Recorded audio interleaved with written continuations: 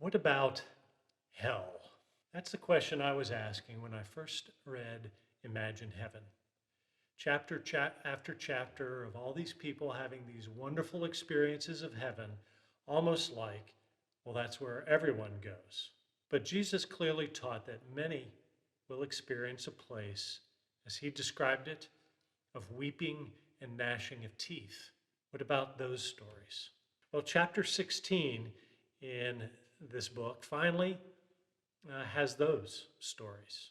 And today and tomorrow, maybe a couple days after, I'll share the stories of people's experiences of hell.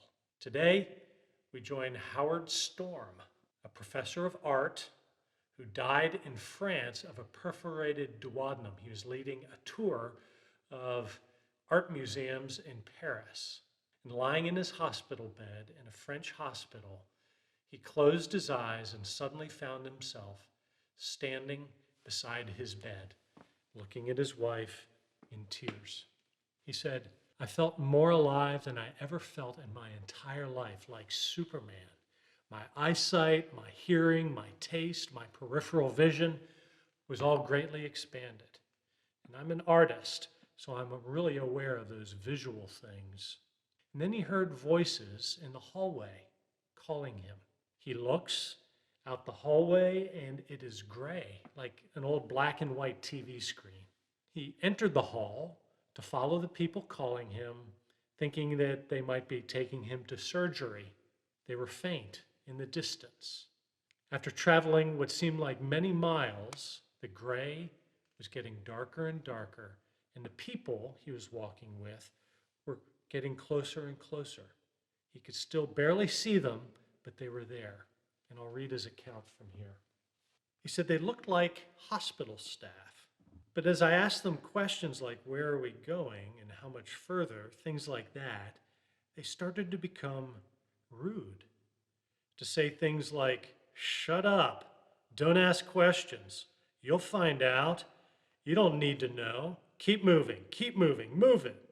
And I'm getting pretty intimidated. And that became fear. And that became then terror. And now, and this is over a journey of miles and miles and miles, eventually it's so dark that I'm aware that I can't see anything anymore, pitch black. And I figure, I'm done, I've had it. And so I said, I'm not going any further. And they said, oh yes you are, you've got to go further. I said, I'm not going. And so they started to tug at me, to push me. Now, I played football and wrestling in high school, so I know how to play that game. So I'm trying to fend them off by slamming them. And they're pulling and tugging at me, and there's a lot of them, judging by their voices, a lot of touching, dozens, hundreds, maybe more than that. And what they're doing was just playing with me, toying with me. At first, it was just pushing and pulling, and then kicking and hitting. And then it became biting and tearing with their fingernails and hands.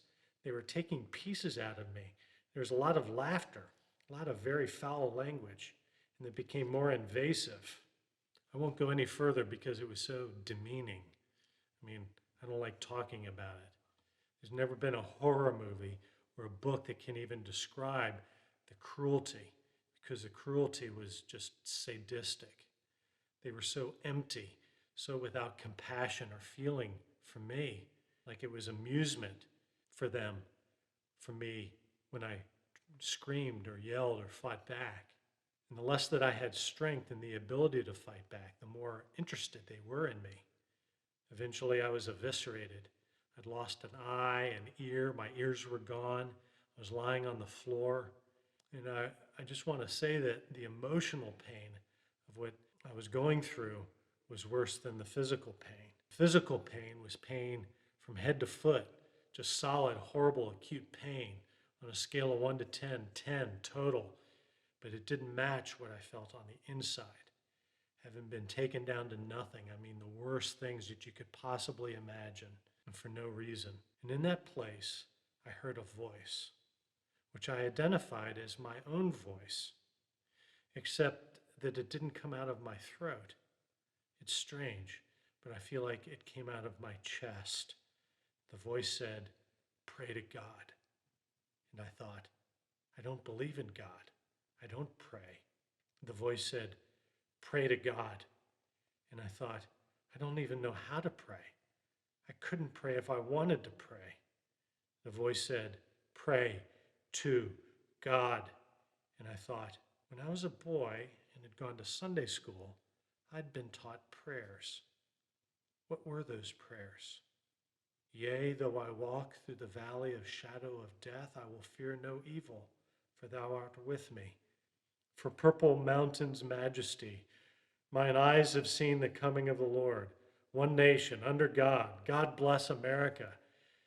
And to my amazement, the cruel, merciless beings tearing the life out of me were incited to rage by my ragged prayer. It was as if I was throwing boiling oil on them. And they screamed at me, there is no God. No one can hear you. Now we're really going to hurt you.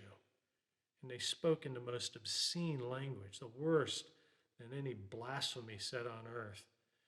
But at the same time, they were backing away. And this made me want to pray more, because for the first time, I could hit back. The prayers were clobbering. And I also noticed that the more I muttered and tried to articulate anything that had God in it, like glory, glory, hallelujah, his truth goes marching on, they would retreat further and further away. And once he retreated, Howard lay on the ground in despair, contemplating his situation. And that's where we'll pick up tomorrow. Folks, that's today's Lenten vision, and I'll see you tomorrow to find out what happened to Howard.